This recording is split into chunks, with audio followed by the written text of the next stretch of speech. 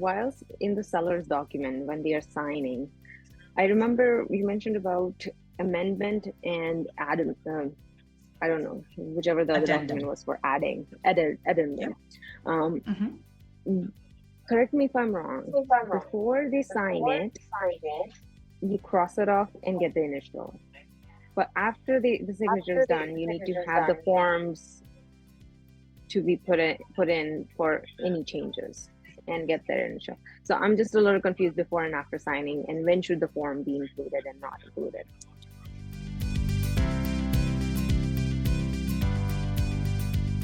So let's take a look. So for example, so contract, I had this, I was dealing with I was helping a buyer with something. And Mhm. on the seller side, I was dealing with an agent who was brand new and they didn't take our classes. So Okay. they didn't cross out certain things, right? Like type like RPR, for example. That was Mhm. the issue. They didn't cross out the RPR and they didn't put title insurance in there. And then he sent me a changed contract. So purchase contract had been signed already. Then he like crossed it out and got it initial. You cannot do that. A contract that has After the been signature, signed, right? you cannot go back and change things in it. It has Okay. been signed. It's now done. It's finished. Now, so let's say RPR was an issue. They did not have an RPR. And of course, being new, he did not think about that. Mhm. And so now when it came time, so then he was like, well, they don't have it. So we had to make a change.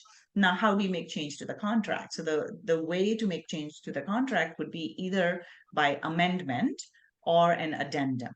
Okay. So if you wanted to Mhm. add something to the contract, you would say addendum is what you will use. Addendum, If you yes. wanted to change, so in this case, we had to cross out something from the purchase contract. In that case, we would use an amendment, right? So we would, Mhm. instead of Mhm. crossing it out on the original contract, we would go in an amendment and we would say delete this and then Mhm. um, add this. So let me show you what amendment and addendums look like. So it will make more sense. So this is what, so let's take a look at difference between amendment and addendum, right? So this is an amendment, and on the top it will say for changing contract terms. Okay. So Mhm. in this case, actually, let me just also see if I can show you a purchase contract. So it would make more sense. We'll use a live example.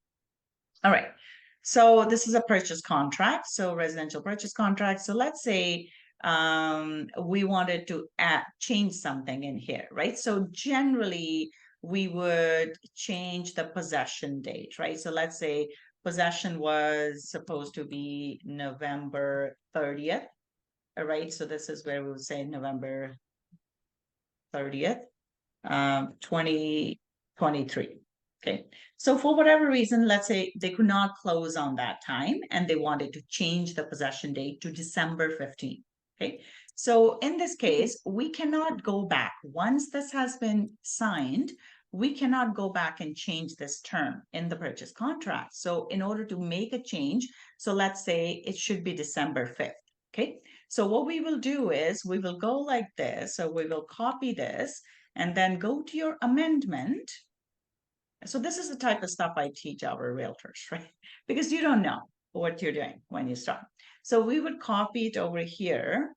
Oh, that's not it. Okay, so you would have to type it out. So it looks like I can't copy for some reason. So what we would do is, so we would have the same contract number here, buyer seller's information. Then we would say 2.3, then say the closing and possession date, whatever the wording Okay. is, the contract will be completed, right? Yeah. So I'm just going to say something. So this is where we'll say the contract will be completed. Let's say here.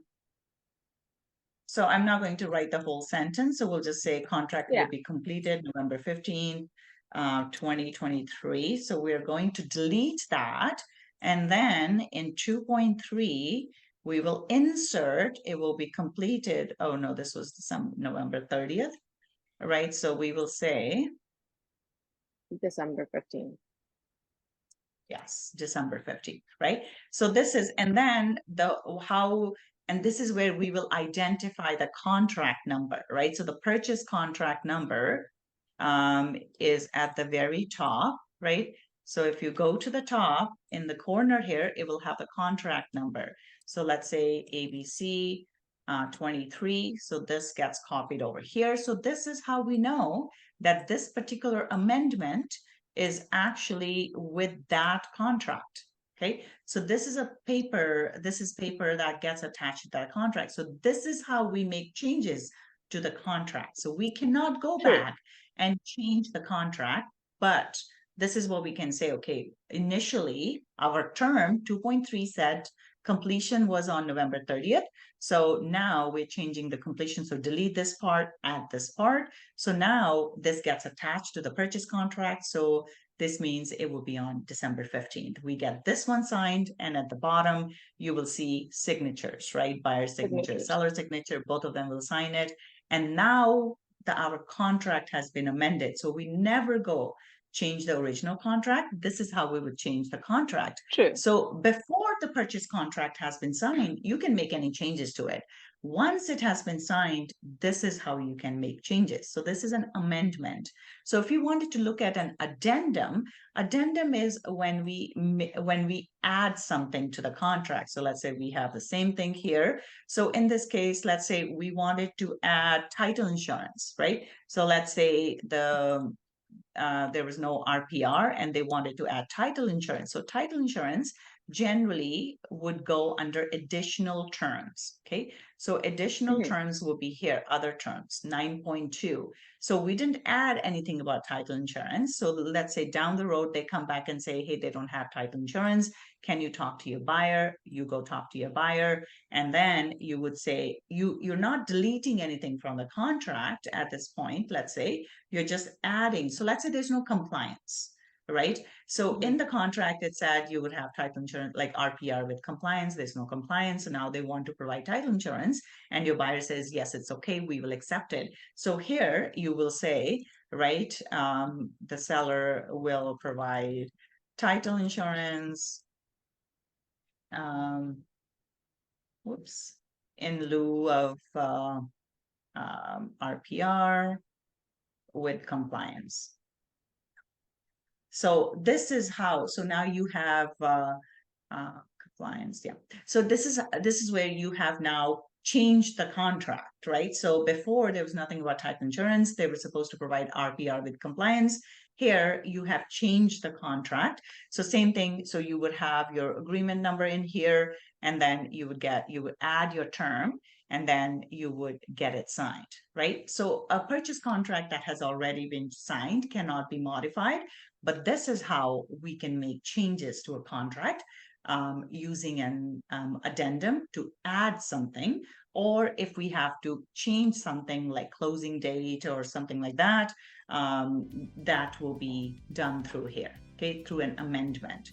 So that's what the amendment and addendums are for.